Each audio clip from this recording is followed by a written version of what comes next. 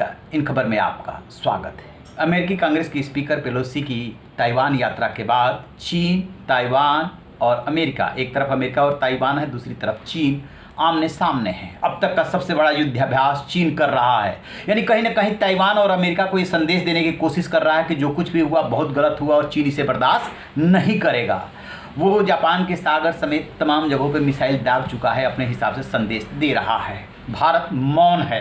One China policy को लेकर के चीन भारत को धमकी दे रहा है कि दुनिया मानती है, आपको भी मानना होगा।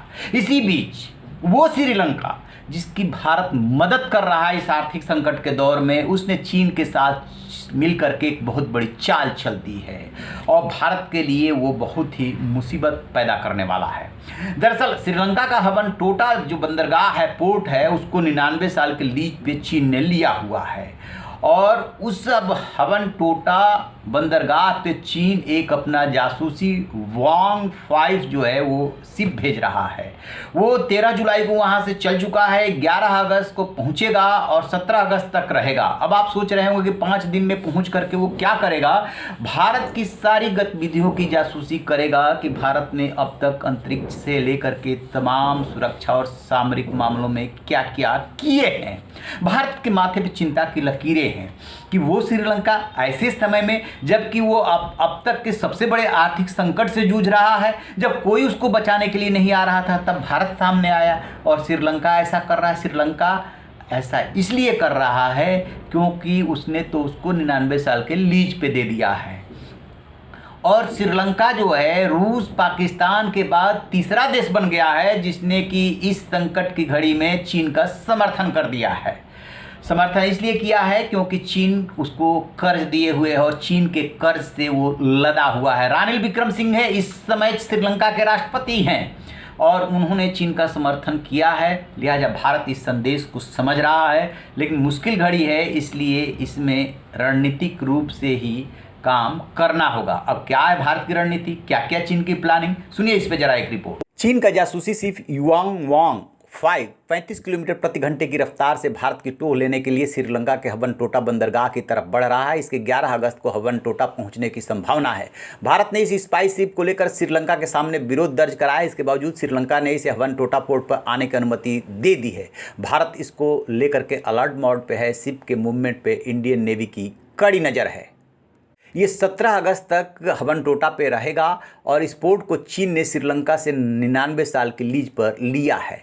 इस शिप को स्पेस और सेटेलाइट ट्रैकिंग में महाभारत हासिल है। चीन युआंग वांग क्लास शिप के जरिए सेटेलाइट, रॉकेट और इंटरकॉन्टिनेंटल बैलिस्टिक मिसाइल यानी ICBM की लॉन्चिंग को ट्रैक करता है। चीन के पास इस तरह के 7 से ज़्यादा शिप है। पूरे प्रशांत, अटलांटिक और हिंद महासागर में काम करने में ये सक्षम है। ये शिप जासूसी कर बीजिंग के लैंड बेस्ड ट्रैकिंग स्टेशन को पूरी जानकारी भेजता है। अमेरिकी रक्षा विभाग की रिपोर्ट के मुताबिक इस शिप को PLA की स्ट्रेटजिक सपोर्ट फोर्स यानी कि SSF ऑपरेट करती है।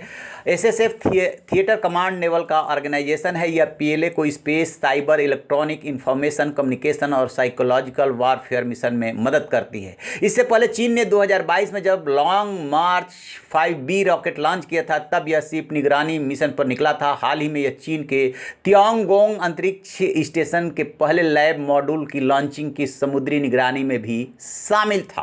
बात यह है कि अब तक श्रीलंका ये कहता आया है कि किसी भी सूरत में वो हवन टोटा पोर्ट का इस्तेमाल मिलिट्री एक्टिविटी के लिए नहीं होने देगा और अब चीन उसी एक्टिविटी के लिए इसका इस्तेमाल करने जा रहा है जिसको श्रीलंका कह रहा है कि ये रूटीन की गतिविधि है।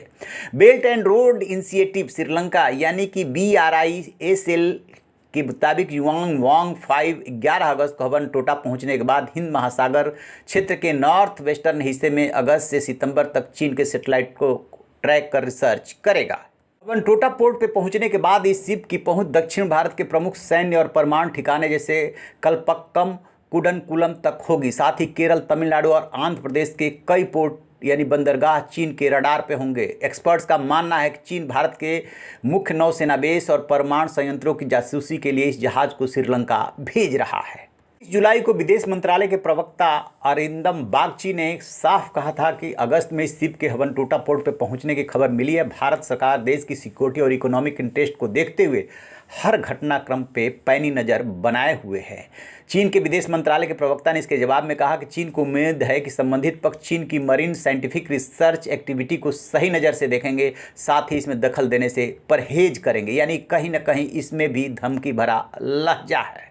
और अमेरिका दोनों को इस बात की चिंता है कि $1.5 अरब की लागत से बना हुआ ये बंदरगाह चीन का नौसेना बेस बन सकता है, जो कि भारत की सिक्योरिटी के लिए बहुत बड़ा खतरा होगा। तो जैसा कि आपने सुना, ये है चीन की पूरी प्लानिंग।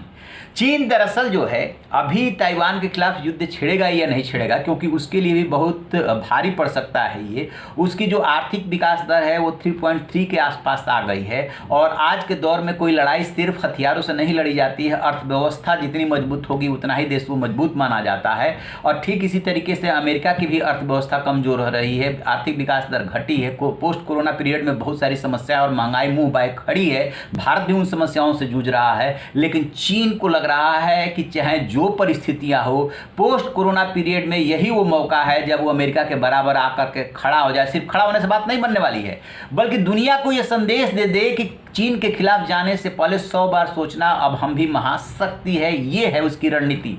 तीसरी बार शी जिनपिंग जो है राष्ट्रपति की जिम्मेदारी संभालने वाले हैं। ताइवान के मुद्दे पर जितना बढ़ चढ़ करके उनकी सरकार ने बोला था, उस हिसाब से वो एक्शन नहीं ले पाए और पेलोसी पहुंच गई ताइवान। उसके बाद तुम मिसाइल दाग रहे हो, युद्धाभ्यास कर रहे हो, अपने जेट भेज रहे हो ताइवान में, उससे वो बात नहीं बन रही है। वहाँ के लोग आपकी गतिविधियों को बहुत नज़र गड़ाए देख रहे हैं कि आपने क्या किया। लिहाजा शी जिनपिंग के ऊपर भी देश का दबाव है कि आप क्या एक्शन ले रहे हो। इसीलिए ये दुनिया सांसें थामे देख रही है कि कहीं तीसरा विश्व युद्ध तो नहीं छिड़ने वाला है। इस पर हमारी भी नज़र है। रहिए ना बेखबर, देखते रहिए इन खबर। Thank you. इन खबर चैनल को सब्सक्राइब करें।